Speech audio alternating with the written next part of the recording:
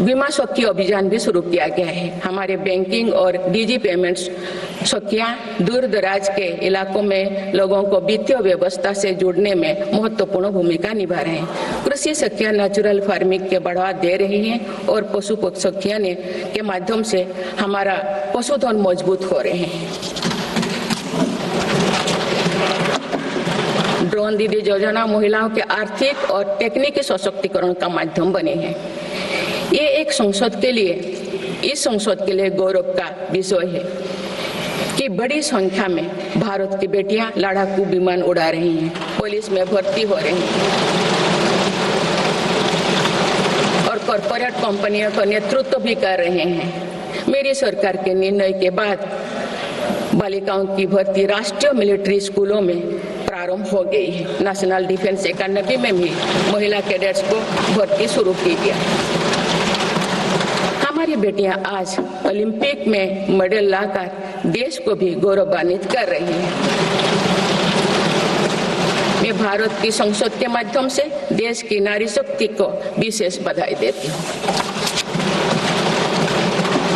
माननीय सदस्यगण, पिछले एक दशक में देश के हर बड़े प्रयास का दायित्व आगे बढ़कर भारत के युवाओं को उठाना पड़ा है। आज हमारा युवा स्टार्टअप स्पोर्ट्स से लेकर स्पेस तक हर फील्ड में देश का नाम रोशन कर रहे हैं। माय भारत पोर्टल के जरिए लाखों युवा राष्ट्र निर्माण के कार्य से जुड़ रहे हैं। पिछले एक दशक में मेक इन इंडिया, आत्मनिर्भर Bharat, startup India, stand up India और डिजिटल इंडिया जैसी पहल ने युवाओं को रोजगार के अनेक अवसर प्रदान किए हैं। पिछले 2 वर्षों में सरकार ने रिकॉर्ड संख्या में 2 लाख स्थायी सरकारी नौकरियां प्रदान की गई। मेरी सरकार ने युवाओं के बेहतर कौशल और नए अवसरों के सृजन के लिए 2 लाख करोड़ रुपया का पैकेज स्वीकृत किया है।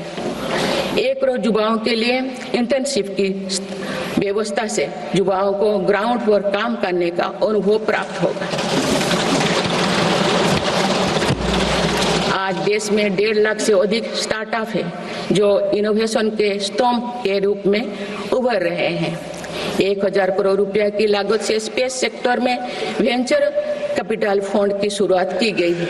US world future skill index 2025 में भारत विश्व में दूसरे नंबर पर पहुंच गया है, यानी फ्यूचर ऑफ वर्क श्रेणी में एआई और डिजिटल टेक्नोलॉजी अपनाने में भारत दुनिया को रास्ता दिखा रहा है। ग्लोबल इनोवेशन इंडेक्स में भी भारत की रैंकिंग 76 से सुधरकर 39 हो गए हैं। माननीय सदस्यगण, मेरी सरकार राष्ट्रीय शिक्षा नीति के माध्यम से विद्यार्थियों के लिए आधुनिक शिक्षा व्यवस्था तैयार कर रही है। कोई भी शिक्षा से वंचित ना रहे, इसीलिए मातृभाषा में शिक्षा के अवसर दिए जा रहे हैं।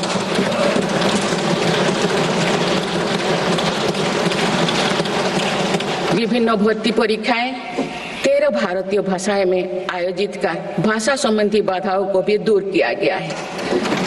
बच्चों में इनोवेशन को बढ़ावा देने के लिए 10,000 से अधिक स्कूलों में अटल टिंकरिंग लैब्स खोली गई।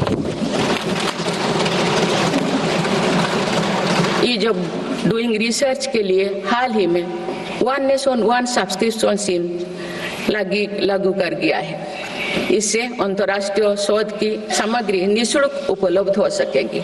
पिछले 1 दशक में उच्च शिक्षण संस्थाओं की संख्या बढ़ी है। इनकी गुणवत्ता में भी व्यापक सुधार हुआ है। यूएस विश्व यूनिवर्सिटी एशिया रैंकिंग में हमारे 163 विश्वविद्यालय शामिल हुई है। नालंदा विश्वविद्यालय के नए कैंपस का शुभारंभ कर शिक्षा में भारत का पुराना गौरव वापस लाया गया है। वो दिन भी दूर नहीं जो भारत में निर्मित गगनयान में एक भारतीय नागरिक अंतरिक्ष में जाएगा। कुछ दिन पहले स्पेस डॉकिंग में सफलता ने भारत के अपने स्पेस स्टेशन का मार्ग और आसान कर दिया गया। कुछ दिन पहले इसरो ने अपना 100वां लॉन्च करते हुए सैटेलाइट के सफलतापूर्वक स्थापित किए। मैं इस उपलब्धि के लिए भी इसरो को और सभी देशवासियों को बधाई देती हूँ। माननीय सदस्यगण, मेरी सरकार ने देश में विश्व स्तरीय स्पोर्ट्स वातावरण बनाने की दिशा में खोले खेलो India scheme, target Olympic podium scheme यानी स्टॉप्स, राष्ट्रीय स्पोर्ट्स यूनिवर्सिटी स्थापित करके देश को आगे कदम बढ़ाए। दिव्यांग के लिए ग्वालियर में विशेष खेल केंद्र खोला गया है। भारत की टीमों में चाहे ओलंपिक हो या फिर पैरालंपिक, हर जगह बेहतरीन प्रदर्शन किया गया है। हाल ही में विश्व शतरंज चैंपियनशिप में भी भारत ने अपना परचम लहराया। फिट इंडिया मूवमेंट चलाकर हम सशक्त युवा शक्ति का निर्माण कर रहे हैं।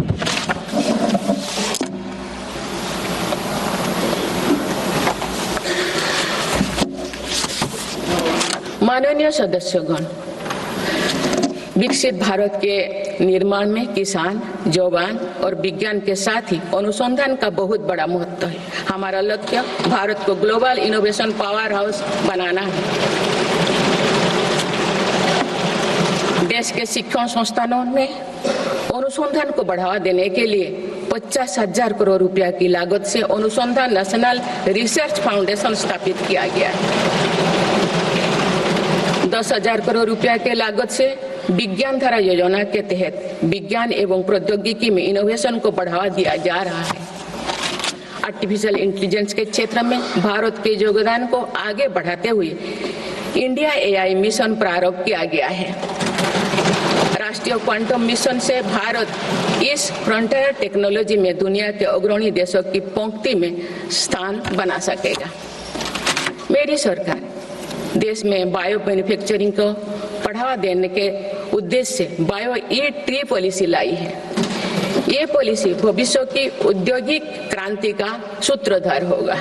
बायो इकोनॉमी का उद्देश्य प्राकृतिक संसाधनों का कुशल उपयोग करना है, जिससे पर्यावरण को संरक्षित करते हुए रोजगार के नए अवसर पैदा होगा।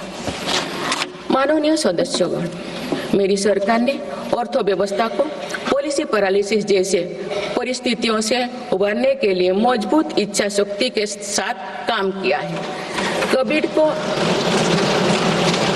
कोविड और उसके बाद के हालात एवं युद्ध जैसी वैश्विक चिंताओं के बावजूद भारतीय अर्थव्यवस्था ने जो स्थायित्व एवं रेजिलियंस दिखाया है, वो उसके सशक्त होने का प्रमाण है।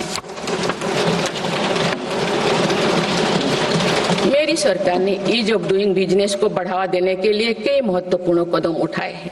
वन नेशन वन टैक्स की भावना के तहत जीएसटी को व्यवस्था लागू की गई है।